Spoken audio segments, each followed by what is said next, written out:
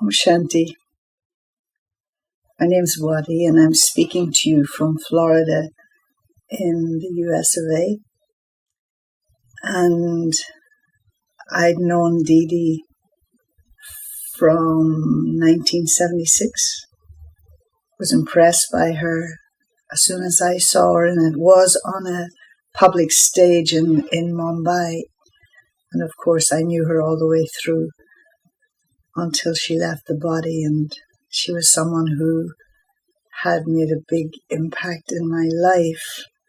I have various stories, often to do with the power of her drishti, and where I saw somebody as a result of her drishti in just moments on a Thursday morning come into full realization of God, of himself, and of the cycle.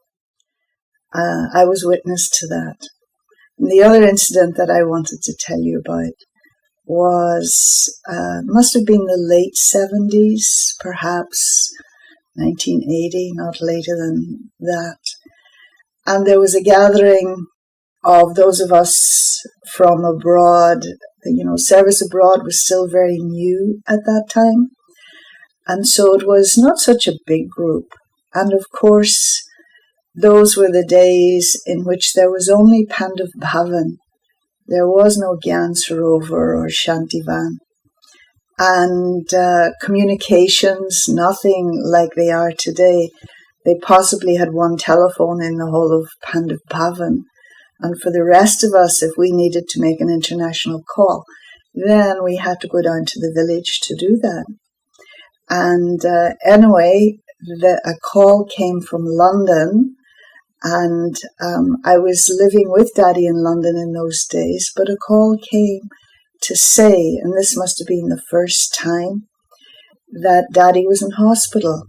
And again, because of the lack of communication, there were assumptions made that it was maybe her heart and so on and so forth. And there was worry and concern. I mean, had we known that Daddy had at least another 40 years to live, maybe we wouldn't have been so concerned. But Didi called us to her room. There was about as many as could fit in her room. And after she remembered Baba and gave us all drishti, then she asked the question, because she was very curious about, she was the teacher, the consummate teacher. So she asked, who of you were shocked when you got this news about Daddy Janki?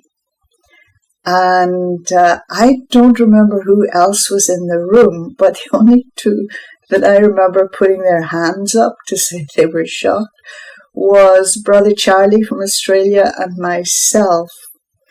And I think everybody else was thinking, we're not supposed to be shocked by anything. And maybe there was a reluctance to admit that they too were surprised or shocked by it. And then Didi says, actually, I too was shocked. And none of us expected to hear that. And then Didi went on to tell us how, and I already knew that she and Daddy Janki had a very close friendship. And Didi went on to say how, and each of the two of them had, you know, a reputation. Daddy Janki was seen to be very introverted and a little bit stern, perhaps, and very serious in her nature, whereas Didi was really the gopi, which I think was her name before, and very loving and very free and easy with Baba, totally different relationship. And she said, you know, Daddy Janki taught me how to be the student. And I taught Daddy Janki how to love. And I thought that was wonderful, because now in their, advanced years, both of them had both qualities. That Didi was very much a Jnani Atma, and of course Daddy Janki was learning to come more from her heart, which was, as big as the Himalayas, really. And that both of them became the heads of the organization in their time. And why it struck me was because this really is what friendship should be about. Generally, when you have two friends or a couple, then each one will have different qualities, and the other one becomes dependent on that quality in the other person.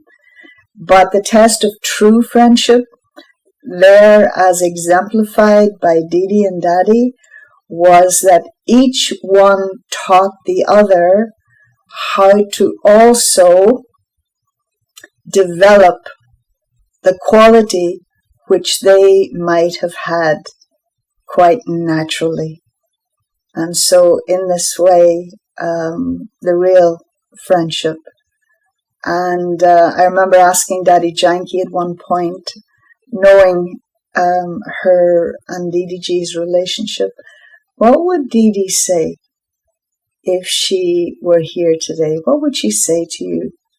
And Daddy, without thinking too much, quite seriously, said, she would say, you are fulfilling the hopes that the Father had in you. So just a little taste of my enduring relationship and inspiration from Didi. I'm so privileged to have known her and be known by her. And again, the two things, her seriousness and her gentleness. Her gentleness. Thank you. Om Shanti.